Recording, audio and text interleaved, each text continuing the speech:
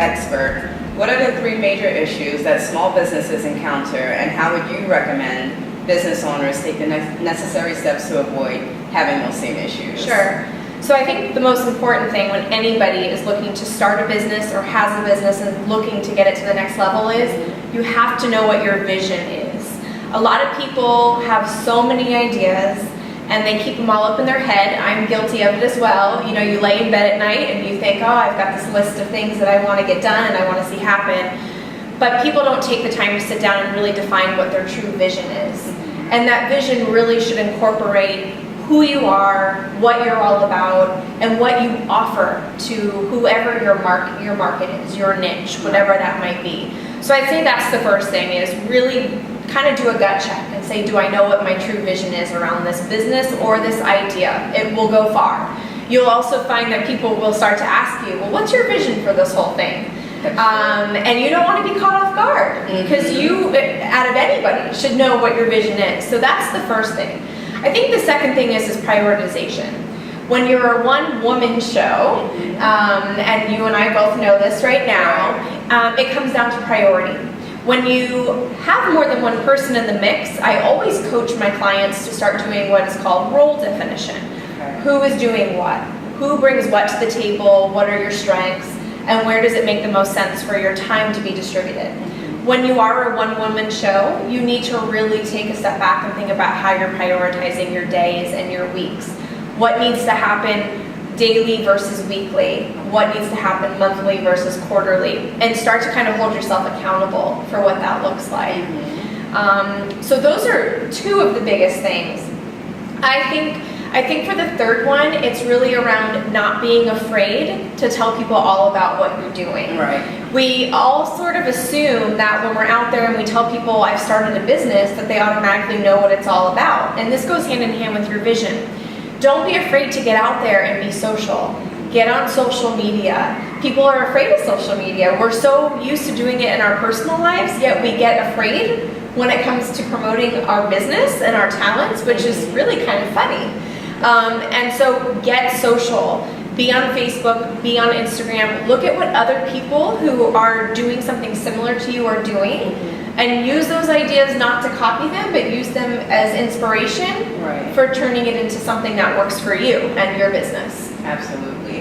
And going back to setting goals, do you believe in goal sheets? I know like a lot of companies now have goal sheets, so you can set your goals for like the week or the day. Do you believe in using those, or? I think goals are important. I think when you're starting out, it does go hand in hand with your vision. Your vision should identify what goals you're looking to achieve. But there's going to be short-term goals and there's going to be long-term goals. And the problem is when we hold ourselves too close to the fire on a certain goal, if we don't meet it, it doesn't necessarily mean that it's not achievable.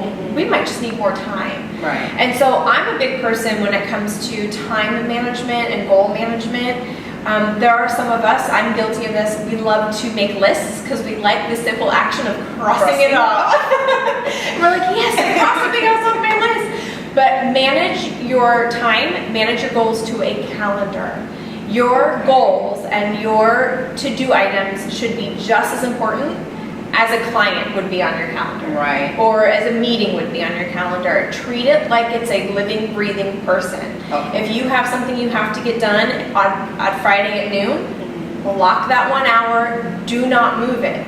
It has to get done. And I've coached a lot of clients around this and they've said it's been life-changing for them because it's like they know, like if I treat it like it's a person, you know, if I don't get to it, it's not going to happen. I'm not going to be happy, because my goals aren't getting achieved. So I think however you feel satisfied tracking your goals is fine, but at the end of the day, accountability is tied to having it on a calendar.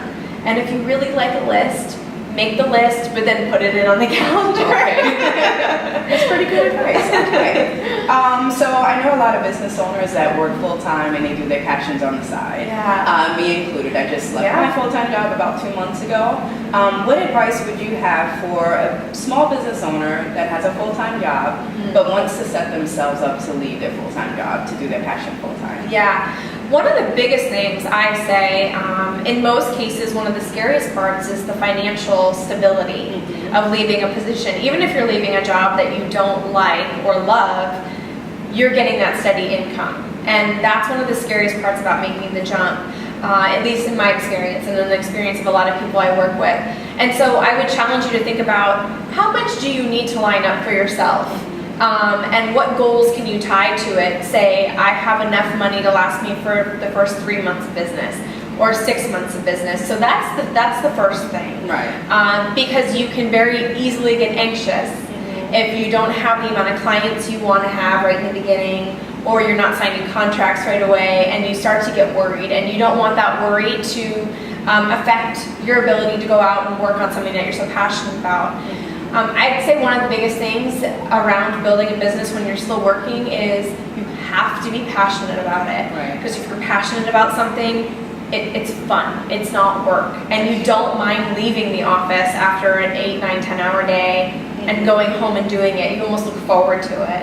And so ensure that what you're leaving your job to do is something you're truly passionate about. And the more passionate you are about it, the more you find yourself just talking to everybody about it. Right. And the more you talk to people about it, like I was saying, when it comes to being social, the more people are going to start to identify themselves with having a need to hire you for whatever you offer. Right. So I think that's a big thing. Give yourself some leeway. I mean, I've come across people that I would say, tend to be a little bit more lucky than others in the beginning, right, where they say, I've got 6 people that are ready to hire me, and so I'm able to leave sooner. That's great if that happens. But it doesn't always happen. Right. That's so true. And so you have to gain momentum. You have to gain recognition amongst people you know and even don't know of what you do. And there's a saying out there that I love, and it's, sell the problem you solve, not the product.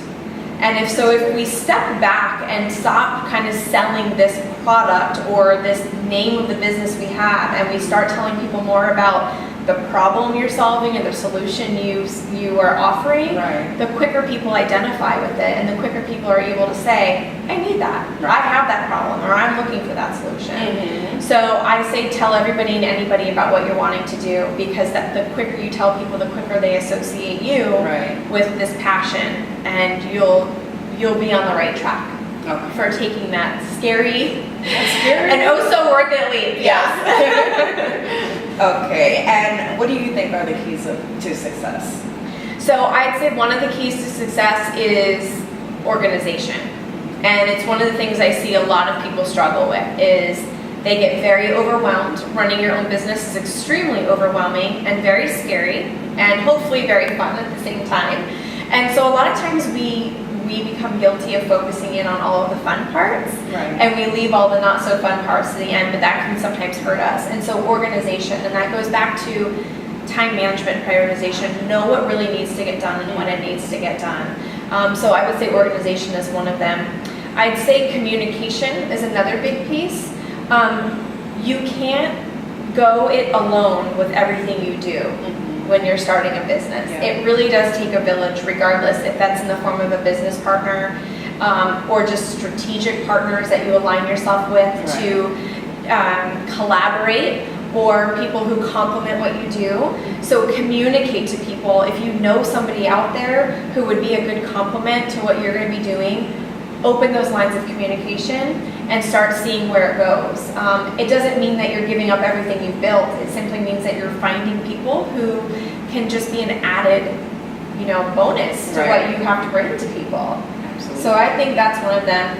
And then I think just one other is when you're be able to find the right people that you can have as part of your team. Okay. I find that, I have certain people that they can't be a full-time partner in what I'm doing, but I know that what they bring to the table is so key. And so I'm willing to be flexible with how much or how little they're able to provide, because I simply know that in the end, it's better for my clients. Right. And so a huge key to success is just knowing you can't go it alone, and being willing to know who you want to work with and who would be good at representing your brand. Okay. So that you can make it bigger and offer more to your clients over time. So, yeah. Okay, and what do you wish someone told you before you started your business? That's a whole other interview. not everybody's going to think you're great. Okay. You know, and I know that sounds terrible, and I certainly didn't go into things thinking that everybody was going to think that I was just like the best thing that came along. But, you know, when you're in a position of having a business where people are going to be paying money for what you provide, you know, money drives a lot of decisions that people make. Right. And so if people don't see the value or don't feel like it's the right time for them to make that investment, you have to be ready for that. And, you know, rejection, we call it rejection. Really, it's just reality. But rejection can be really hard. I wish somebody would have said to me, you know, for every one like rejection or client who didn't decide to sign a contract with you, there's going to be 5 that will, and focus on the ones that do want to work with you. If we dwell on the people that didn't want to work with us or the reasons why, we'd never get anything done. You know, we make decisions every day to not spend money on something or to not do something. And there's people on the other side of that that have to deal with that as well. And so it's just when you're in those shoes, though, you don't realize it until you're in that position. Right. So I wish people would have prepared me a little bit more for really just focusing in on the successes and not worrying so much about the missed wins, if you will. Okay. Yeah. If you don't get a certain client, don't beat yourself up. Don't beat yourself up over it. It just probably wasn't meant to be. And I can tell you, there's going to be clients out there that you might look back and say, I kind of wish I never would have had that client. That's serious. Dodge a bullet. Right, exactly. And sometimes you won't dodge the bullet. You're going to say, yay, I got a contract. And then you're going to think, oh my gosh, like what was I thinking? So it's a learning curve. It really is. And you cannot let those small things get you down. Okay. You really can't. Yep. So. Okay. Focus more on the positives. Yes. Which is hard. Yeah. Okay. So how do you stay motivated, and how would you recommend that other business owners do the same? I think motivation comes from each other.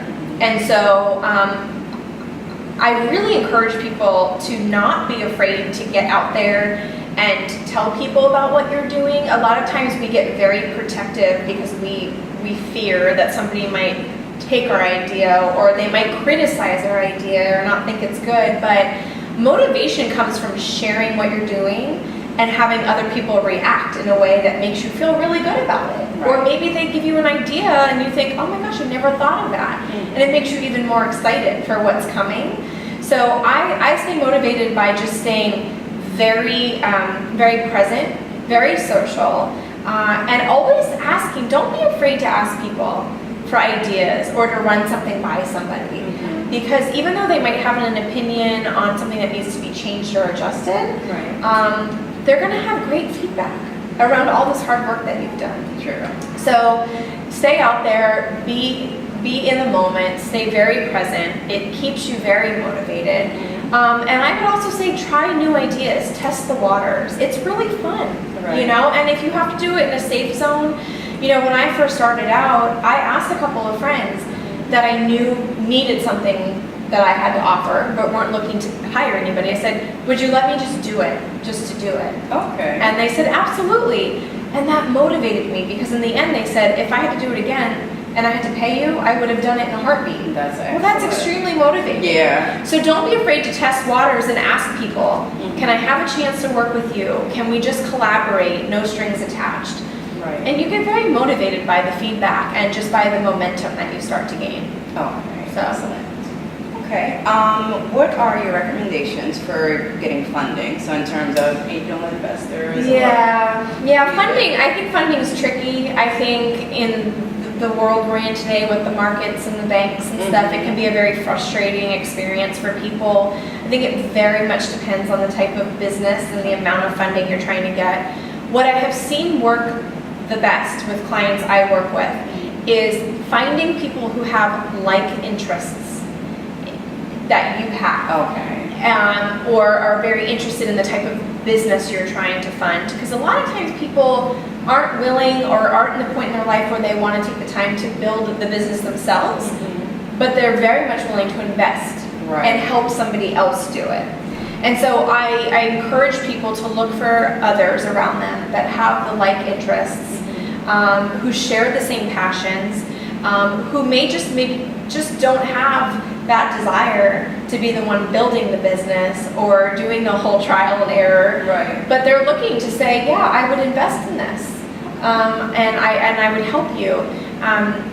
I think it goes a lot further when you can build a business based on investors who can also be your sounding board, who aren't a bank, who can be there you can call them up, you can ask for advice, and they all have a stake in the game. And so their guidance is hopefully going to be one that steers you more towards success. Right. So, yeah. That's a good idea. Yeah. I've seen a lot of clients be very successful that way. That's great. So, yeah. Okay. Can you recommend any websites, organizations, any books to business owners? Yeah, so there's so many websites out there. It can be really overwhelming. I just recently did this, and I encourage people to do the same thing. If you're on Facebook, do a Facebook search among the groups section of Facebook for professional women networking groups. Even if they're not getting together in person, there are people that are extremely active on social media, and a lot of times we're spread so thin. It gets really hard to decide which event am I going to go to, how many more hours in my day, especially if you're working full time and you're trying to start your own business. You leave the office and it's like, do I have another 3 hours in me to go talk to people and network? So the beauty of groups, online groups like through Facebook and so forth is they're very active 24 hours a day, and you can get connected with wonderful women who are in your area, who have great ideas, and you see a lot of great camaraderie that's built that way. Right. So that's one way, because then you can search and you can pick whatever you want. You're not committed to anything. There's no membership fees or anything like that. I do encourage women out there, look for local professional women's networks in their local communities that maybe meet once a month. They do like a breakfast. Right. You can find a lot of them through Meetup. Through meetup.com. Right. Meetup is great, and there's a lot of women's groups out there. Right. You pay $15 once a month. They host a breakfast. You get to network. It goes a long way. Yeah. In my opinion. As far as books are concerned, I have a couple that are on my favorites list right now. One of them is Daring Greatly by Adrienne Brown. Okay. And it's all about getting to the root of how vulnerability is really kind of what stops us from moving forward. And if we are willing to kind of open ourselves up and be less vulnerable, or not so scared of vulnerability, we can do anything. And the other book that I would tell people to go out and buy, or go on Amazon right now and buy it, is it's called You Are a Badass by Jen Sincero. It's an easy read and talk about motivating. I mean, it's all about putting your fears aside and putting things out there. If you're passionate about something, kind of put it out there to the universe. I like to say that's a little woo-woo to say, but if we put our ideas and our passions and our thoughts out there, that's the only way we can get people to respond. It's not by keeping it in. Right. So this book is so motivating, so many great stories within it on how to just kind of step out of your comfort zone and go for it. Does she interview different people within the book, or? She's got a lot of great stories of people that she's crossed paths with that just kind of made stuff happen that they thought were impossible. Okay. And she has turned her life into something that she never thought she could, and she's just really good at documenting the whole process. That's great. And a lot of great things to think about in the book. Yeah. So, and you will laugh, which is really important. Laughing is important. Laughing is important. Okay, so let's get down to the nitty gritty. Yeah. So you just launched Kicking Ass and Looking Pretty. Yes. And I want you to tell everyone all about it. Okay, I would love that. So Kicking Ass and Looking Pretty is a real life how-to guide for women kicking ass through experiences, stories, and advice from other women who have walked in their shoes, have been through certain experiences. Maybe they're, educated or a professional in a certain category or area of life. And it's all just about moving our focus away from what society says women should be doing and who they should be becoming, and just talk more about what women really are doing and who they're becoming through their own paths. And so we just launched our website a couple weeks ago, and we're getting ready to launch what we call our Dear Gabby series, which is a play on the old Dear Abby newspaper column. And I have quite a bit amount of contributors lined up in various categories, everything from fitness and finance to surviving motherhood. Wow. Just anything and everything you can imagine. Even the power of a positive mindset and looking on the bright side. We've got contributors who are experienced in all ranges of life, and they're just going to answer your questions. Women can write in through the website or through our social media platforms and ask anything. It's an anything goes platform because we want it to be real. Okay. And kicking ass and looking pretty really came from when I started my business not that long ago. I had so many people say to me, oh, well, if it doesn't work out, you could always do this. People were always coming to me with my backup plan. Wow. And I just thought, why do I need a backup? Why do you think I need a backup plan? And the old term, kicking ass and taking names, kept coming into my mind, and I kept saying, I'm just going to start kicking ass and taking names. Right. And then this whole looking pretty came into play because pretty is an adjective. It can be, you can be pretty fit, you can be pretty good at surviving motherhood, right. You can be all of these things. And that's really where the concept came from. Down the road, we're going to be doing collaborations with different kinds of events where women can come in and learn all about a certain area, focus area, or just hear from other women that have, are looking to grow or, just be better in it or know that they're not alone in it. We've got a lot of exciting things coming. So, sounds great. I can't wait to hear more. Yes, I know. It all sounds amazing. Thank you. So I just want to thank you again for being here, and congratulations on your businesses. Thank you for having me. And just let everyone know where we can find you. Yeah, so my business consulting is businesswiseboutique.com. Kicking Ass and Looking Pretty is kickingassandlookingpretty.com, and we're also on Facebook as the same, kickingassandlookingpretty.com, as well as Instagram. It's kicking_ass_ so on all the way through, and you can find all of our social media feeds right from our website. So yes, join us and contact me. I'm happy to answer questions.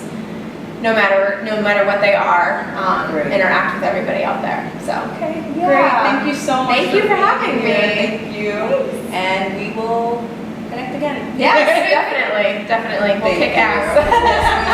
Yes, we will.